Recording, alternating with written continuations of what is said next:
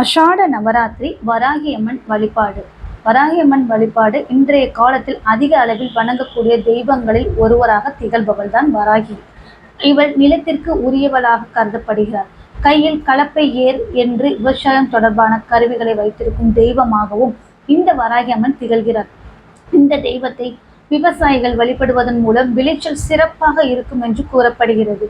அப்படிப்பட்ட வராகி அம்மனுக்கு உரித்தான ஆஷாட நவராத்திரி வராகி அம்மனை வீட்டில் எந்த முறையில் எளிமையாக வழிபடுவதுதான் நம்ம பார்க்க போறோம். பஞ்சமி திதியில் வராகி அம்மனை வழிபாடு செய்வது என்பது சிறப்பு.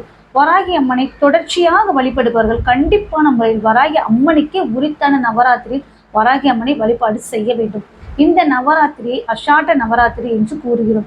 இந்த நவராத்திரி வருகின்ற ஜூலை மாதம் 6ஆம் தேதி ஆரம்பித்து ஜூலை மாதம் 15ஆம் தேதி நிறைவடைகிறது. இந்த காலங்களில் வீட்டில் வராகி அம்மனை எந்த முறையில் வழிபட்டாலும் வராகி அம்மனின் அருள் பரிபூரணமாக கிடைக்கும் என்று நம்பப்படுகிறது.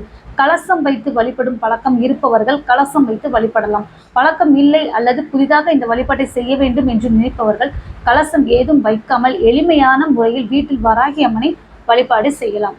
இந்த நவராத்திரி சமயத்தில் வராகி அம்மன் சிலை இருக்கும் பட்சத்தில் பசும்பாலால் தினமும் அபிஷேகம் செய்வது அலங்காரம் செய்வது ரொம்ப நல்லது. படமாக இருக்கும் பட்சத்தில் அம்மனை துடைத்து சந்தனம் குங்குமம் வைத்து மலர்களால் அலங்காரம் செய்ய வேண்டும். அப்படி படங்களோ சிலையோ இல்லாத பட்சத்தில் புதிதாக ஒரு அகல் விளக்கை வாங்கி அதில் நெய் அல்லது நல்லெண்ணெய் ஊற்றி பஞ்சுத்திரி போட்டு தீபம் ஏற்றும் பொழுது ஓம் வராகி அம்மனை போற்றி, ஓம் வராகி அம்மனை வருக வருக என்று கூறியவாறே தீபத்தை ஏற்ற வேண்டும். இப்படி தீபத்தை ஏற்றும் பொழுது அந்த தீப சுடரொளியில் வராகி அம்மன் வந்து வீற்றிருப்பாள் என்பது ஐதீகம்.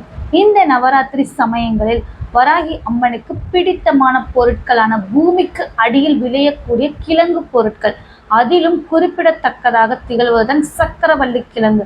அதனால்தான் 9 நாட்களில் ஒரு முறையாவது சக்கரவள்ளி கிழங்கை வராகி அம்மனுக்கு நெய்வேத்தியமாக வைத்து வழிபட வேண்டும். இது இல்லாமல் கருப்பு உளுந்தால் செய்யப்பட்ட வடை, நிலக்கடலை, சுண்டல், பருப்பு வடை போன்ற பொருட்களை வைத்து நெய்வேத்தியமாக வைக்கலாம். இந்த 9 நாட்களும் தொடர்ச்சியாக விளக்கேற்றி வழிபாடு செய்ய இயலாது என்று நினைப்பவர்கள் இந்த நவராத்திரியில் வரக்கூடிய முக்கியமான 2 நாட்களை தவறவிடாமல் வழிபட்டால் இந்த 9 நாட்களும் வழிபட்டதற்கு சமம். அந்த நாட்கள் தான் வளர்பிறை பஞ்சமியும் அஷ்டமியும். பஞ்சமி ஜூலை மாதம் 10ஆம் தேதி காலை 8:30 மணிக்கு ஆரம்பித்து ஜூலை மாதம் 11ஆம் தேதி காலை 10:19 வரை இருக்கிறது.